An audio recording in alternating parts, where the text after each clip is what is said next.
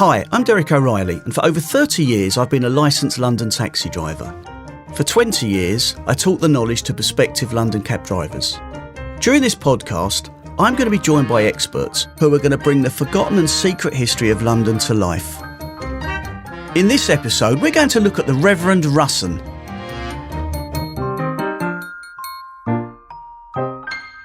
Hi, today I'm joined by a very good friend and a very knowledgeable person. Hello, I'm David Charnick. I guide extensively in Tower Hamlets, the original East End, but I'm also a qualified City of London guide, and I teach tour guiding through the London Borough of Tower Hamlets. So, good morning, David. The last time we met, we chatted about the cutters' riots in Spitalfield and Bethnal Green. That's right. Today, I'd like to talk about one of the murkier people in the East End, the Reverend Russen.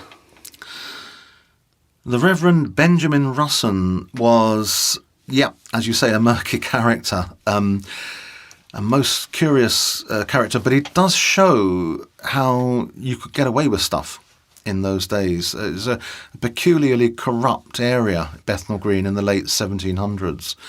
And what he did actually is quite timely when you consider what's been going on in the last few years in terms of historical sex abuse cases and so on. And it's a sordid little story, but it does have a big legal implication, as I'll explain. Where was Russen based? Russen was the master at the church school down at St Matthew's in Bethnal Green. St Matthew's was the original parish church of Bethnal Green. Bethnal Green used to be part of the big parish of St Dunstan and All Saints in Stepney. And this is a time when the parish was the unit of local government. You didn't have boroughs in those days. You didn't get them till 1900 in London. So Bethnal Green became independent of Stepney in 1743. And then 20 years later, the church decided to create its charity school for the local poor so that they could send their kids to it.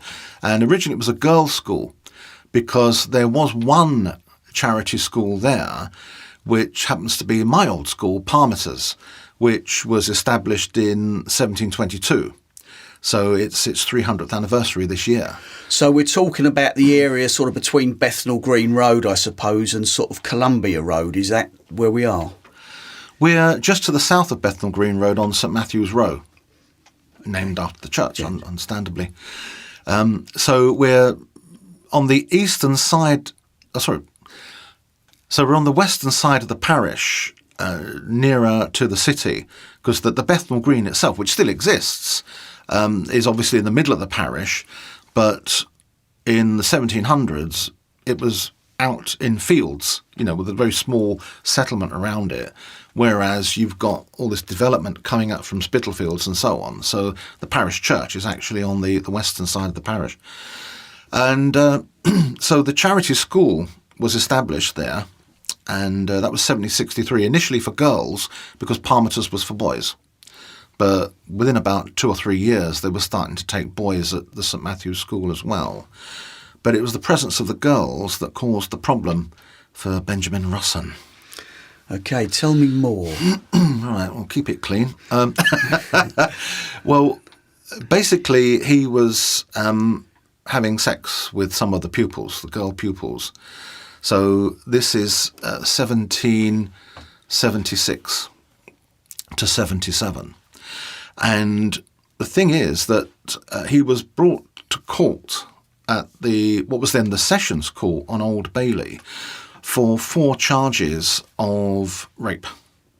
And these were all pupils at the school. I have to say, one of the girls was 14. So that at the time was not underage, because in those days the age of consent was 12. It wasn't raised until about a century or so later. It's the Victorians who raised the age of consent first to 13, then to 16, which is what it is now, yes, to try and combat child prostitution by making it illegal. Anyway, going back to Russen, as I say, he seemed to find a school full of girls a mite too tempting.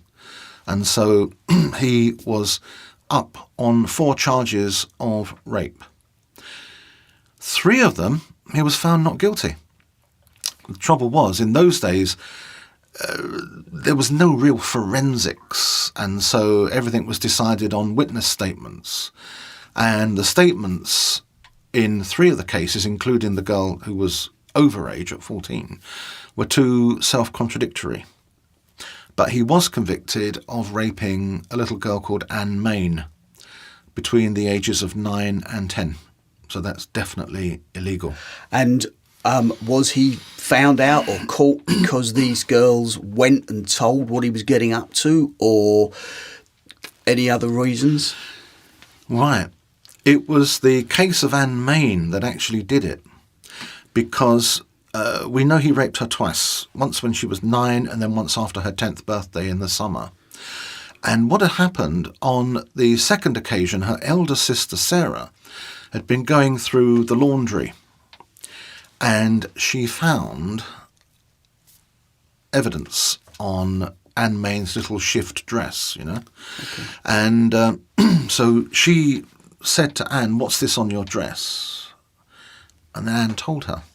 So when their mum came in from work, Sarah showed her the dress, and her mum took Anne to see a doctor to be examined. In fact, she was examined by 2 doctors. And then they went to the local magistrate. So Russen, presumably, how long did his trial last?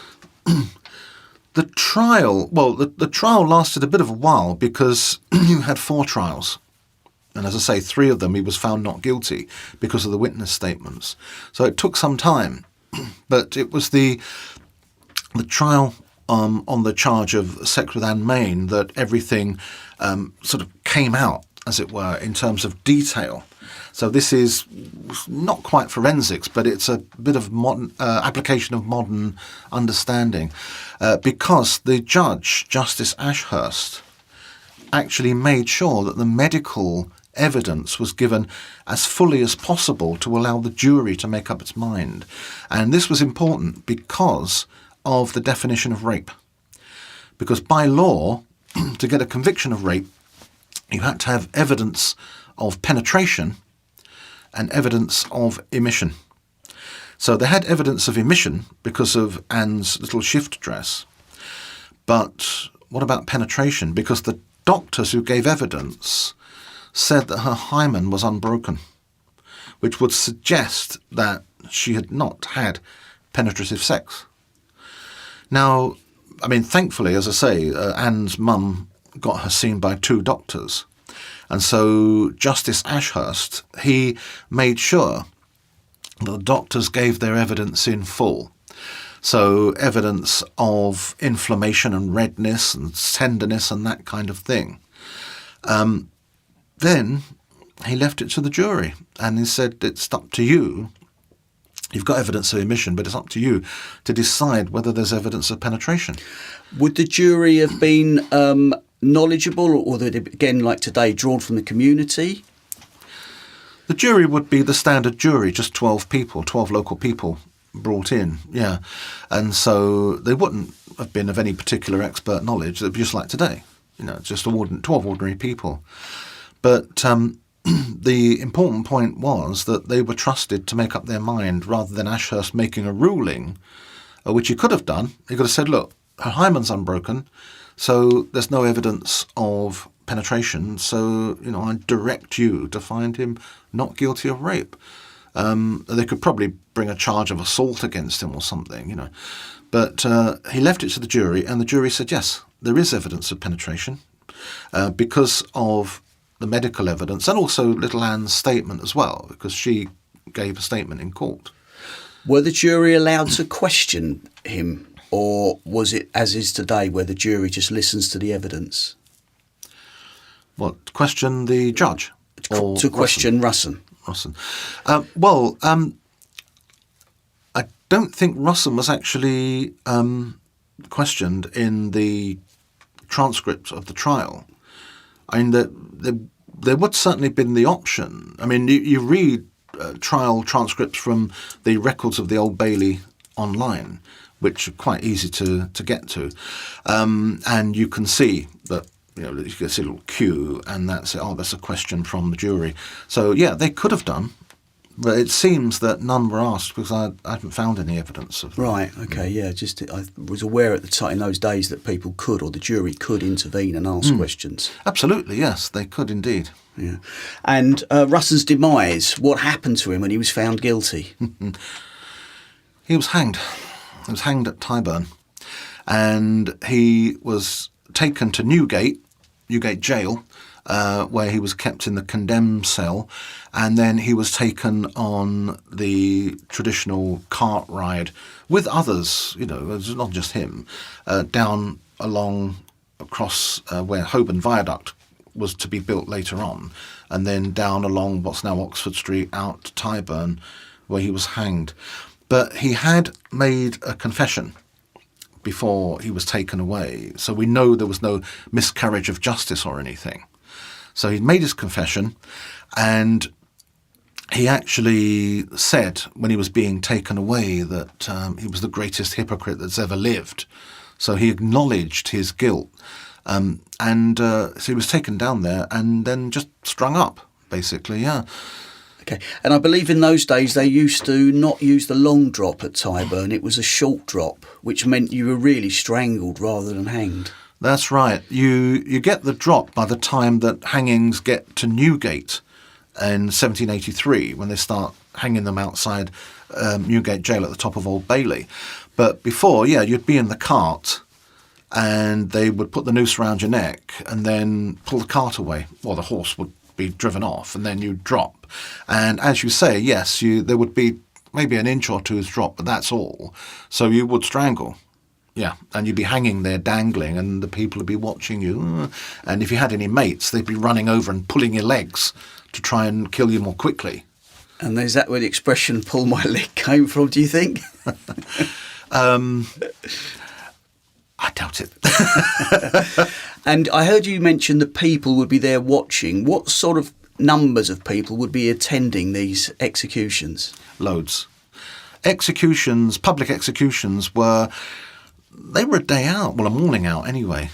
The idea was that the execution was public, and so it was to deter other people from doing whatever the crime was. But ultimately, of course, it was seen as an entertainment. London's always been a bit bloodthirsty in its entertainments and sports.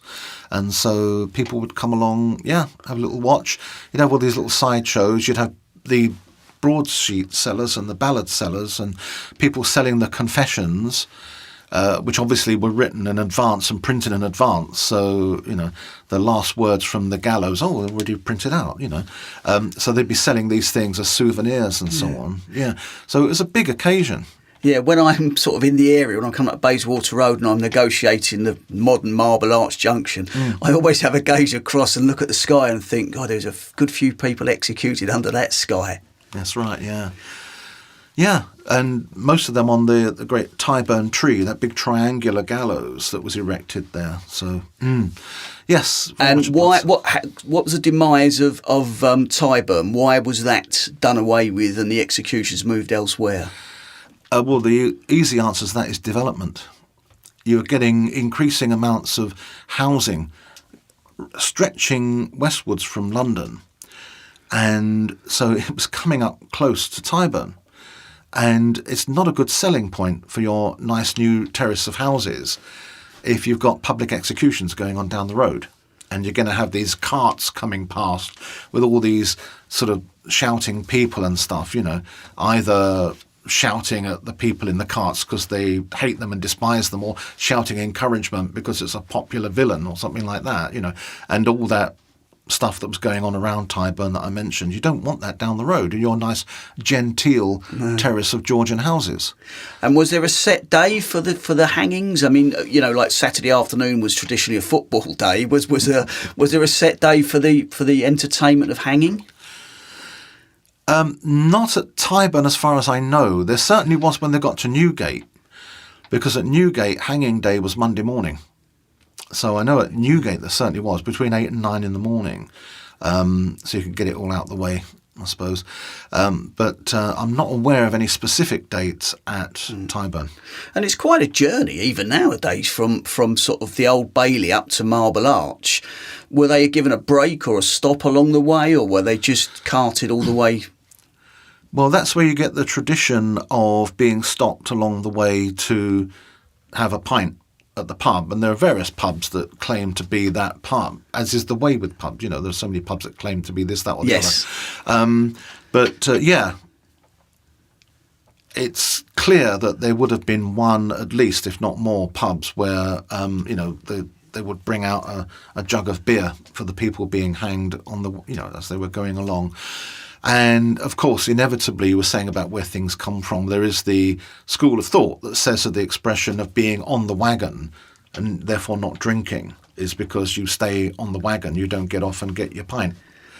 Although I kind of thinking they'd probably served the beer to the people in the carts. I don't think they'd let them off because otherwise they might make a break for it. Yeah, I would imagine they would have done, yes. Yeah. So, and which pubs, I mean, I have heard, again, with the knowledge and taxi drivers, that the Angel at St Giles High Street always claims to be one of the stopping points. And geographically, of course, that would be appropriate. It would, because all the roads like High Holborn and stuff and New Oxford Street, they come along significantly later. Yeah. So, yeah, it would be a possibility. Mm. And is there any stories of anybody escaping along from the cart along the way from the Old Bailey or Newgate to Tyburn? Is there any famous stories of anybody managing to escape? Not that I know of, to be frank. So basically, no, probably. I'm sure that there were people who did make a break for it, but it's just none that I've come across so far. Inevitably, there would be times when people have tried to get away, but I haven't really gone sufficiently into the details, but I imagine that people probably manacled to the carts. Right, yeah, that would make sense. Yeah. Now, switching back to Russen, yes. What was the legacy of his crime in the East End? What good came of his crimes? Well, the most immediate impact that it had was this decision by Justice Ashurst, because after the trial, he got together with a panel of fellow judges and he said, did I do right? Should I have ruled that there was no penetration? Was I right to leave it to the jury? Because obviously what have I done? He was a big reforming judge, but even so, you can imagine him thinking it might come back to bite me. But the panel of judges said, no, it was absolutely right. It was the right thing to do. And as I say, the fact that he made a confession afterwards showed there was no miscarriage of justice. But this is 1777. And 26 years later, in 1803, you get the next edition of the Treatise of the Pleas of the Crown. And this was an occasional publication. You don't get it anymore. But it listed every single crime on the books with a definition of what constituted that crime. That's how we can say for definite what constituted rape, etc. Yes. But it would also then cite any cases that had occurred since the previous edition that had a bearing on the definition of the crime. And the Russen case is cited. And it established in law that you could have a conviction for rape with evidence of emission, but not necessarily uncontrovertible evidence of penetration. So it was a stage in the definition of rape, which, of course, is something that has continued to develop over time. I mean, at that time, for instance, there was no rape in marriage because you were married, you were one flesh, and therefore you had unlimited access to each other's bodies. So whether you wanted it or not didn't come into it. Also, in those days, a man could not be raped because it was deemed to be physically impossible, because it was deemed, that the act of, we're talking a woman raping a man, because a man raping a man is sodomy, which was, in those days, another crime. But if a woman were to rape a man, it wouldn't be rape because he would be erect, and therefore he would be aroused, and therefore he's given a form of physical consent. So, yeah, it's a murky area. So the Russen case, as I say, it established an important legal precedent, one of a number over time. And what impact did his behaviour have on the parish of St Matthew's? Well, that's the thing.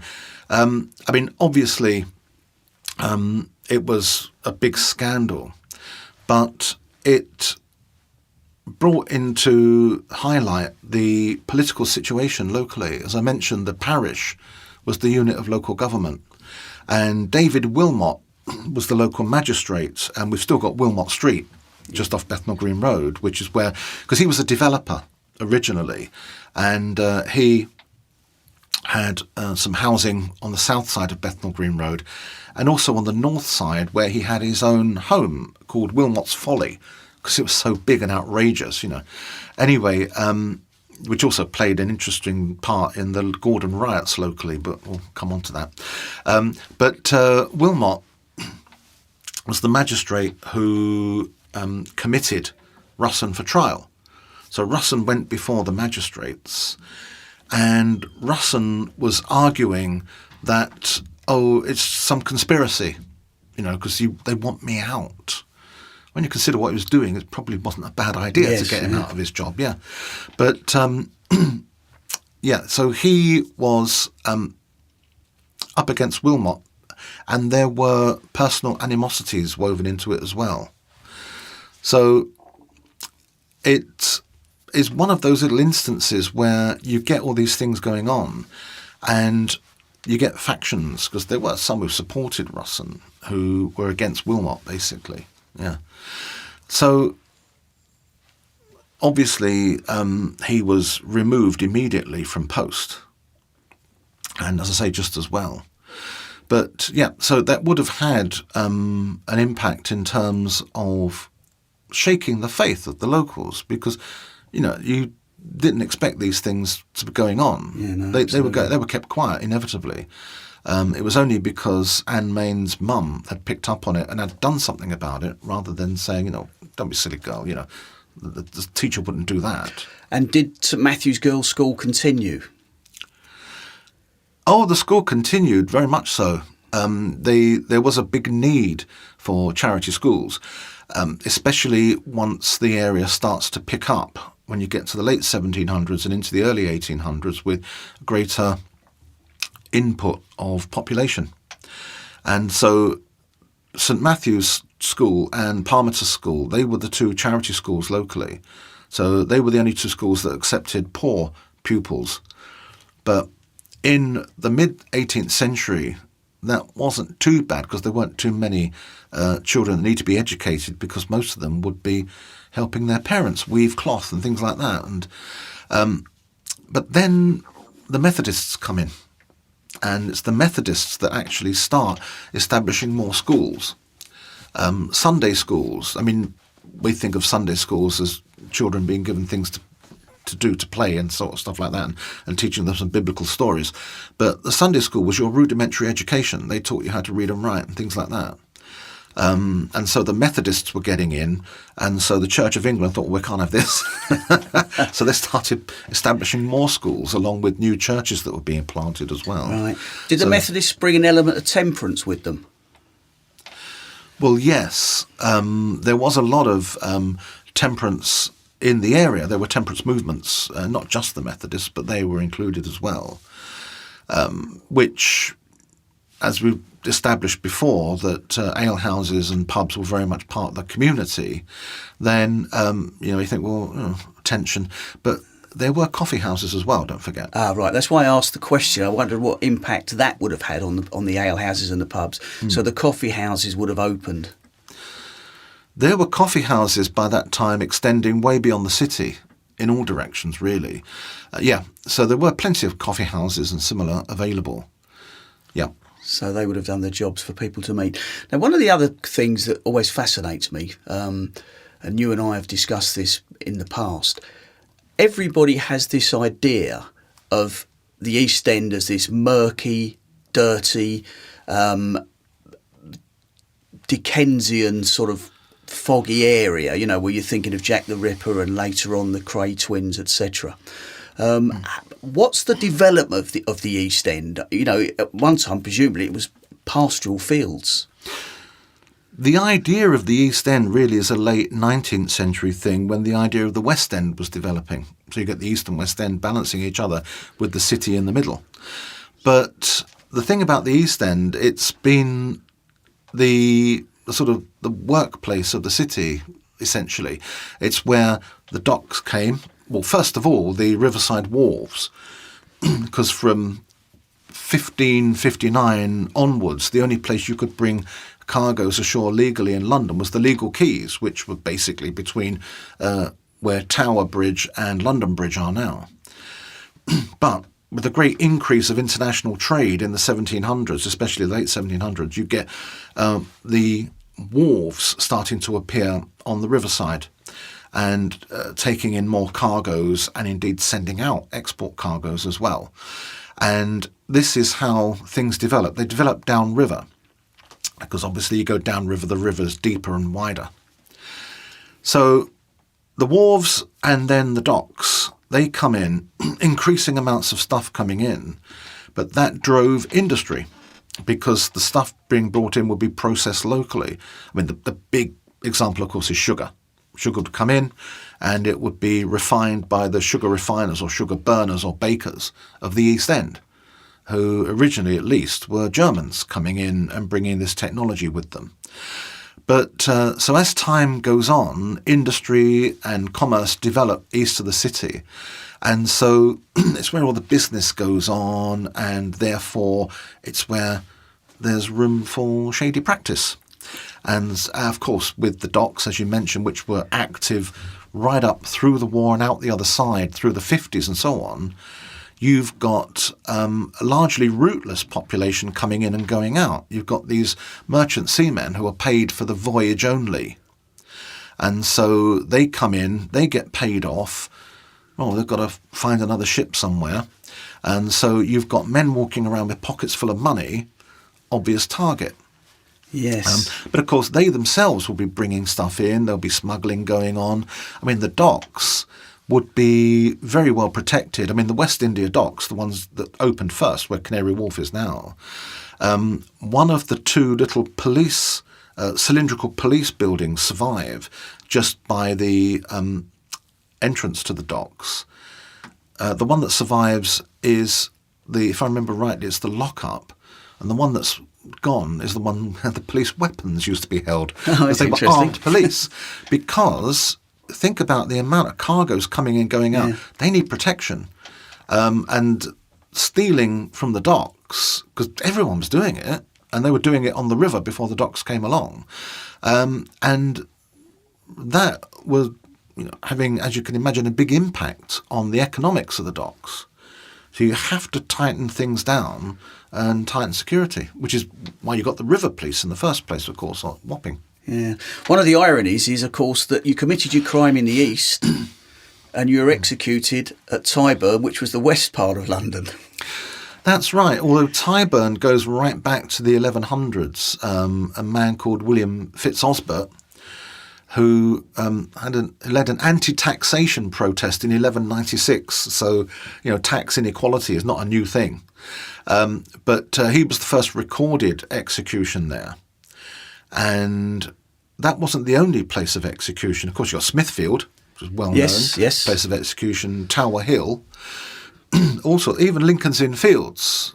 When that was actually a field, well, two fields, Pursfield and Cupfield, one of the plots against Elizabeth I, the Babington conspiracy, which was to get her off the throne and put Mary Queen of Scots on the throne, resulted in 14 people being arrested and hanged, drawn and quartered in Lincoln's Inn Fields. Oh, I wasn't aware of that. I always presumed that Tyburn, I knew obviously Tower Hill, Traitors Gate, etc. So, Lincoln's Inn Field was also an execution site. Oh, yes, various parts were. And you mentioned the Angel at St Giles High Street. Well, St Giles Fields, as far as I can find out, has the first instance of someone being roasted to death.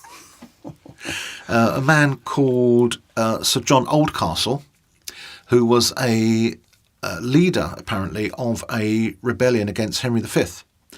and he was hanged up over a fire and left to roast to death, which is pretty gruesome. Yeah, absolutely. Well, David, on that note, we'll finish today. Next week, I'd like to discuss the Bethnal House with you. Oh, absolutely. That's our local library now. Thank you. Thank you.